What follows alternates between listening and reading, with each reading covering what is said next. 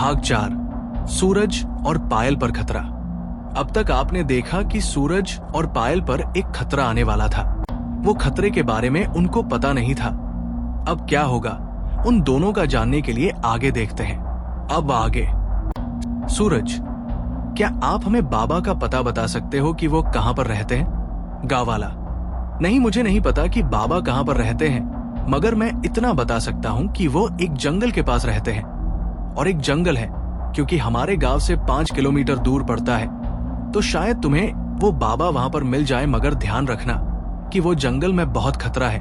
मैं आशा करता हूं कि तुम लोग सही से पहुंच जाओ। सूरज, आपका बहुत बहुत शुक्रिया। अब हम चलते हैं। थोड़ी देर बाद शाम का वक्त हो जाता है। सूरज और पायल थोड़ा डर रहे थे, और डरे भी क्यों ना, क्योंकि राजकुमारी की आत्मा जो मार देती अगर वो लोग छिपकर 30 मिनट के पहले होटल के रूम के अंदर ना पहुंचे तो। मगर इस बार ऐसा नहीं हुआ। सूरज और पायल दोनों ही बच गए, क्योंकि उन दोनों को अपने रूम में से एक बॉक्स के अंदर 2 ताबीज मिले थे और एक किताब भी मिली थी।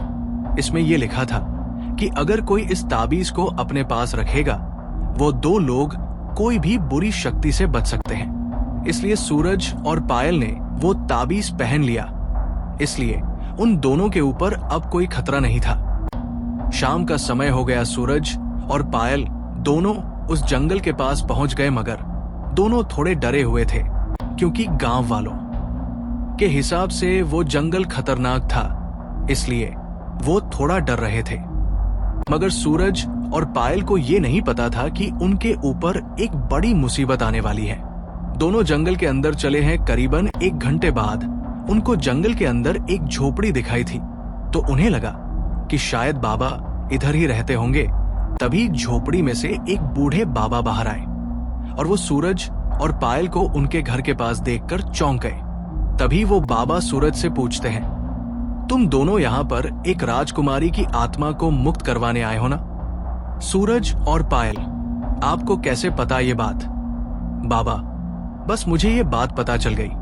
आओ तुम दोनों अंदर बैठकर बात करते हैं। सूरज और पायल बाबा के घर के अंदर चले जाते हैं। सूरज और पायल फिर वो बाबा से मिलकर जंगल से निकल जाते हैं। तो कुछ देर चलने के बाद सूरज को ऐसा लगता है कि कोई उनका पीछा कर रहा है। जैसे ही वो पीछे मुड़ता है, वहां पर कोई नहीं था।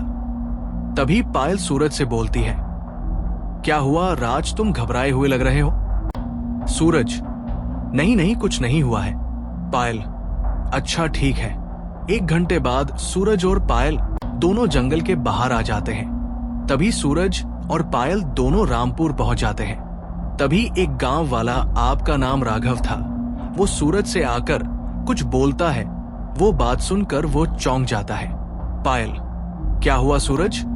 राघव ने क्या बताया तुम्हें जो तुम इतने चौंक गए? मुझे भी बताओ। सूरज, वो राघव ने मुझे ये बताया कि कोई हमें मारना चाहता है। पायल, मगर हमें कोई क्यों मारना चाहेगा? और वो कौन है जो हमें मारना चाहता है? बताओ मुझे सूरज। सूरज पायल को बताता है कि जिसने राजकुमारी की हत्या की थी वही उन दोनों को मारना चाहता है। ये बात सुनकर पायल भी चौंक जाती है। पायल, ऐसा कैसे हो सकता है? क्योंकि तुम्हें और मुझे पता है कि राजकुमारी को उसके चाचा ने मारा था और वो मर चुके थे, तो वो जिंदा कैसे हैं? सूरज, मुझे तो लगता है वो बच गए होंगे और अब वो हमें मारना चाहते हैं, क्योंकि हम दोनों इस महल को श्राप मुक्त करवाना चाहते, इसलिए शायद वो हमें मारना चाहते हो। पायल, हो सकता है तुम सही कह रहे हो। सूरज और पायल होटल पहुंच जाते हैं और वह दोनों देखते हैं कि होटल के अंदर मैनेजर, स्टाफ और उन दोनों के सिवाय कोई नहीं था। तो वो जाकर मैनेजर से पूछता है कि सब लोग कहां चले गए। तो जो जवाब मैनेजर ने दिया वो सुनकर वो दोनों चौंक गए। सूरज, ये बाकी के सब लोग कहां पर चले गए? मैनेजर, वो सब लोग मारे जा चुके हैं, क्योंकि उन्होंने नियम का उल्लंघन किया था, तो राजकुमारी की आत्मा ने उन लोगों को मार दिया। सूरज, क्या इसका मतलब इस होटल में सिर्फ हम दोनों ही बचे हैं?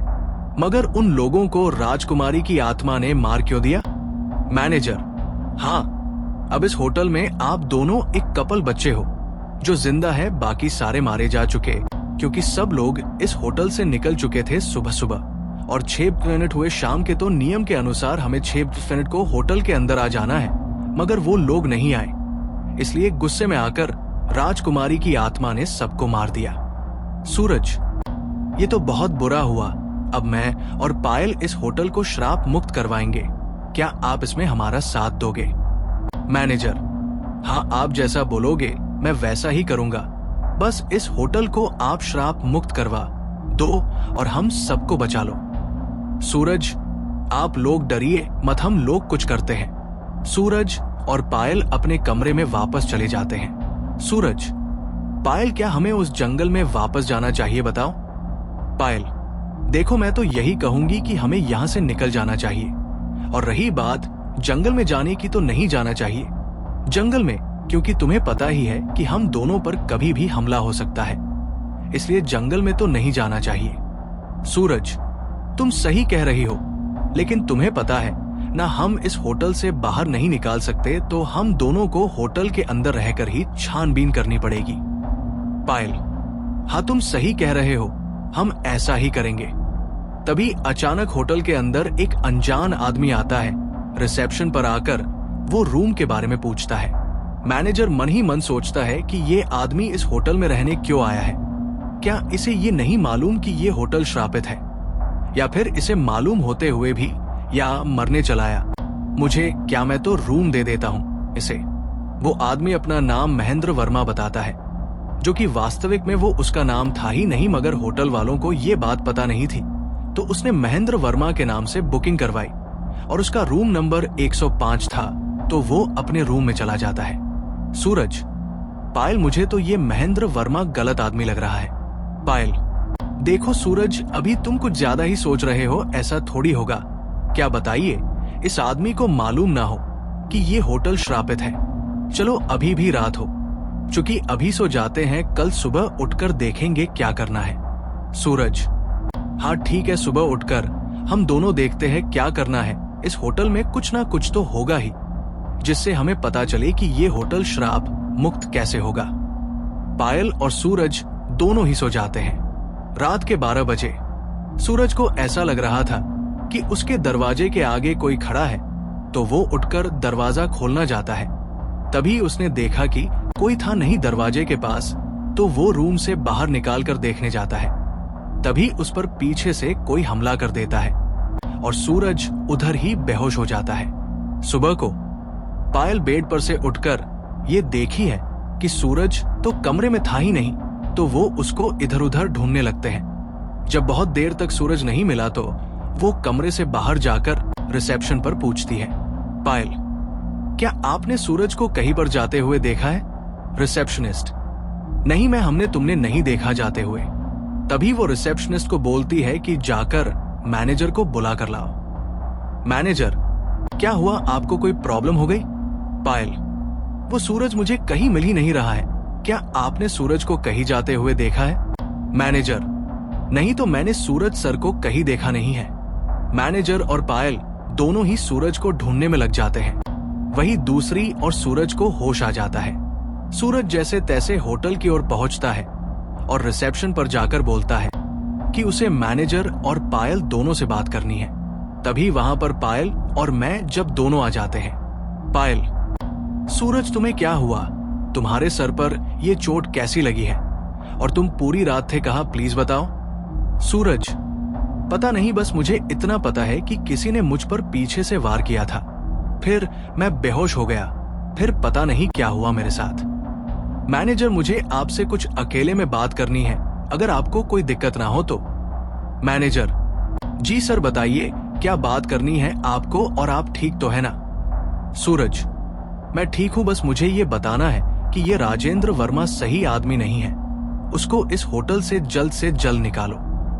मैनेजर, मगर सर, मैं उनको ऐसे कैसे निकल सकता हूं? सूरज, कोई बात नहीं, अब मैं ही कुछ करूंगा, लेकिन ये सारी बात जाकर तुम उसे मत बताना कि यहाँ पर क्या हुआ था, ठीक है? मैनेजर, ठीक है सर, नहीं बताऊंगा। आखिर सूरज पर हमला किसने किया था, और सूरज होटल के अंदर क्यों नहीं था? सूरज को राजेंद्र वर्मा के ऊपर शक क्यों हो रहा है? सूरज और पायल अपने कमरे में बैठे होते हैं।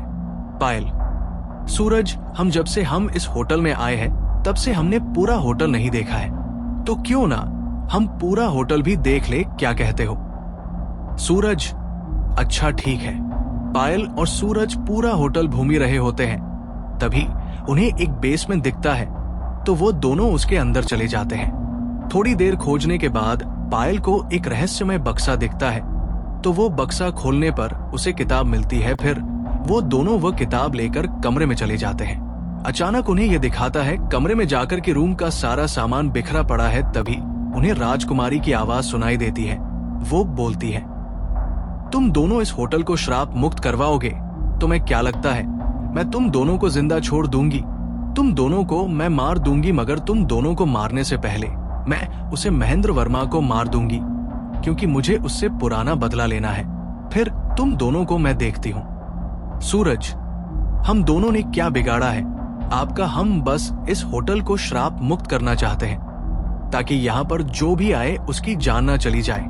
हम आपको कोई नुकसान पहुंचाने नहीं आए। इसके बाद राजकुमारी की आत्मा कहती है कि मैं कैसे मान लूं कि तुम ये होटल को श्राप मुक्त करवाने के बाद मुझे कोई नुकसान नहीं पहुंचाओगे, मुझे यहाँ रहने दोगे। मुझे तो ये लग रहा है कहीं तुम दोनों ही महेंद्र वर्मा के साथ तो नहीं मिले हो ना? सूरज: हम क्यों आपको नुकसान पहुंचाएंगे? ये तो राजमहल आपका ही है और हम महेंद्र वर्मा को नहीं जानते हैं। क्या आप बता सकते हैं ये महेंद्र वर्मा कौन है जिससे आप अपना बदला लेना चाहती है?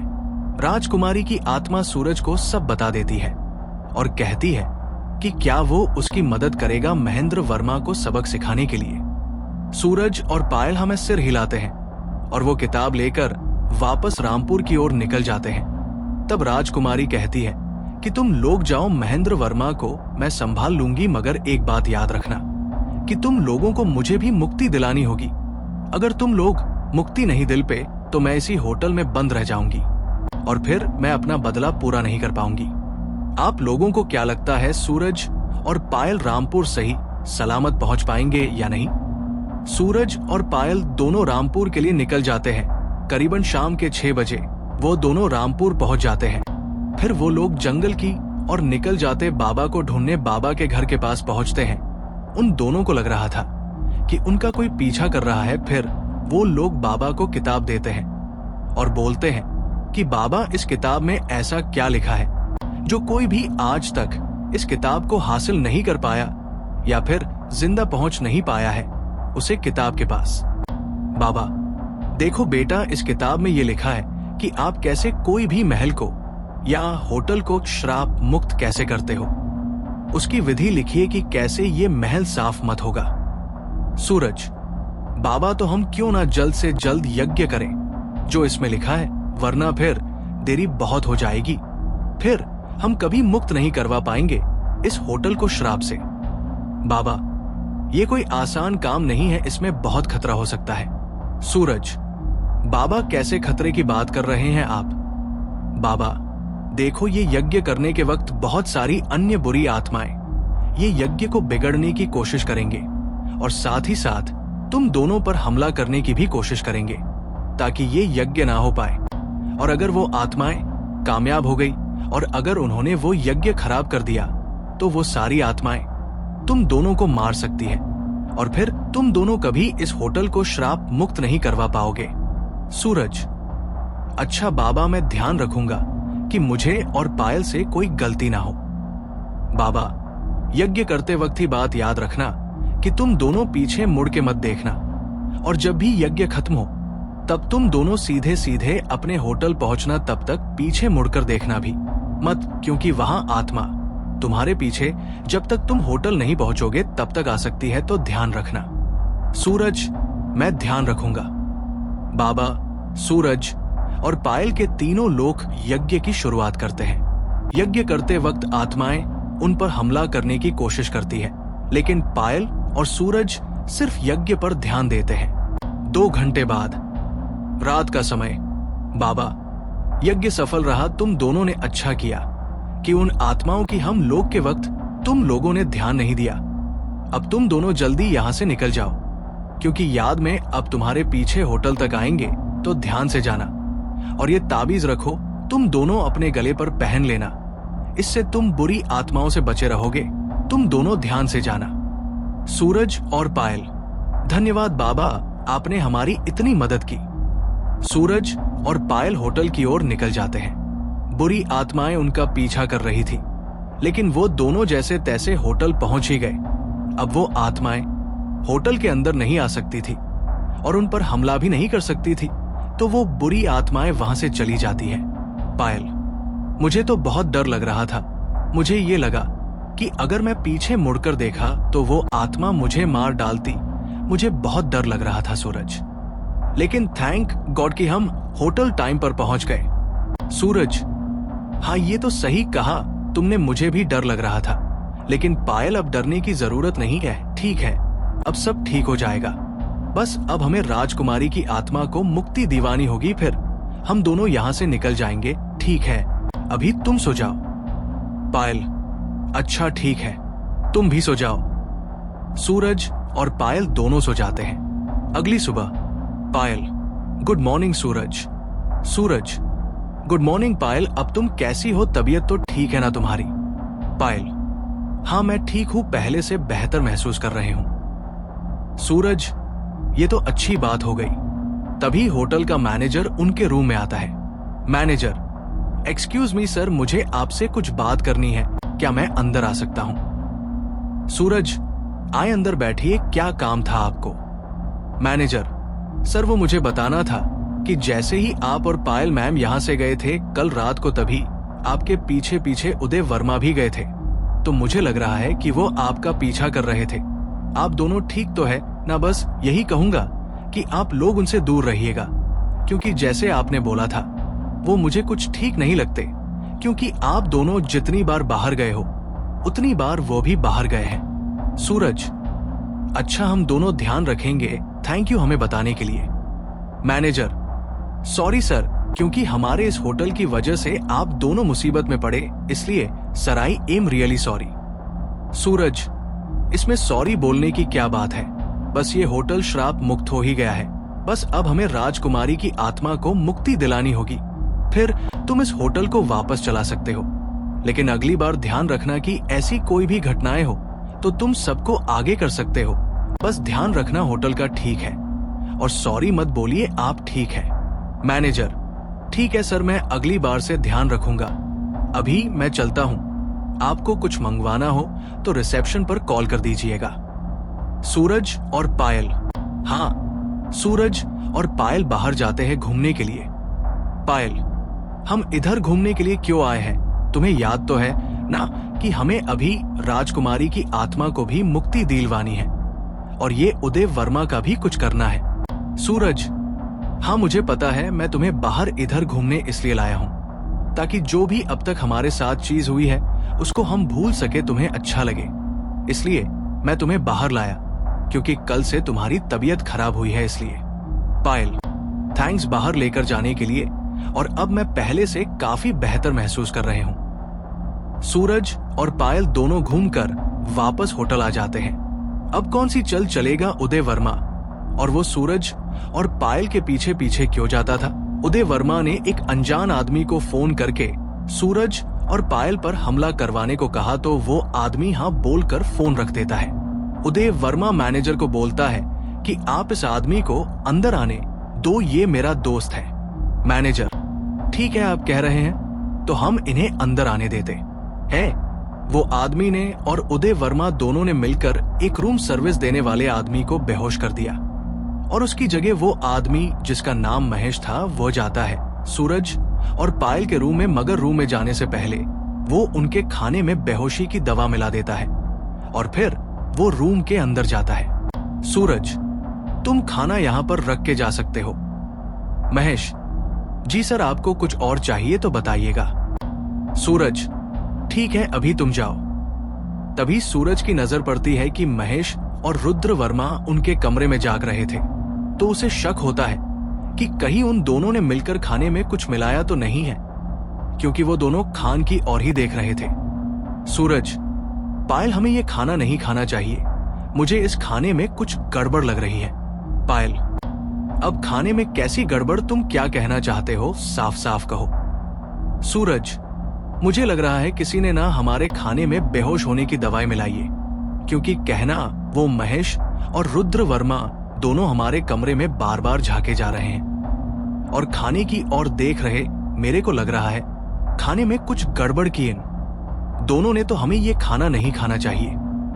पायल, अच्छा ठीक है, मगर अभी हमें क्या करना है? ये बात उदय वर्मा को पता चल गई और वो सूरज और पायल के कमरे के अंदर आया। सूरज और उदय वर्मा के बीच में लड़ाई हुई। तभी महेश ने आकर पायल और सूरज दोनों के सर के पीछे वार किया और वह दोनों उधर ही बेहोश हो गए। सूरज को जैसे तैसे होश आता है, लेकिन पायल अभी भी बेहोश थी।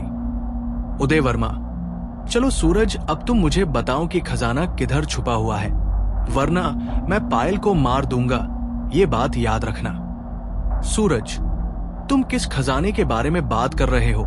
मैं नहीं जानता खजाना किधर है। उदय वर्मा, अच्छा तो तुम्हारी शायद याददाश्त कमजोर है। कोई बात नहीं, मैं तुम्हें याद दिलाता हूं कि तुम कौन हो। तो मैं तुम्हें अभी जो बात बता रहा हूं ना, कान खोल के सुनो, तुम्हारे पापा चाचा और तुम ये राजकुमारी के वंशज, मतलब हमारे वंशज हो। तुम लोग मरने से पहले मेरे भाई, जिनको मैं ही मारा था, वो बोल कर गए कि हमारे ही एक वंशज के लड़के को खजाने के बारे में पता होगा।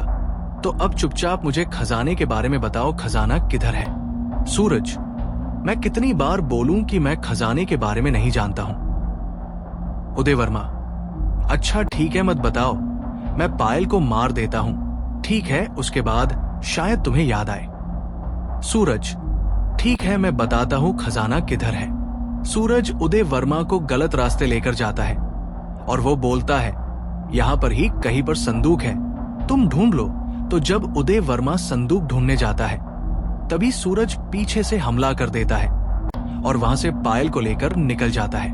उदय वर्मा, मैं तुम दोनों को मार के ही रहूंगा, चाहे तुम खजाने के बारे में बताओ या ना बताओ, अब बहुत हो गया।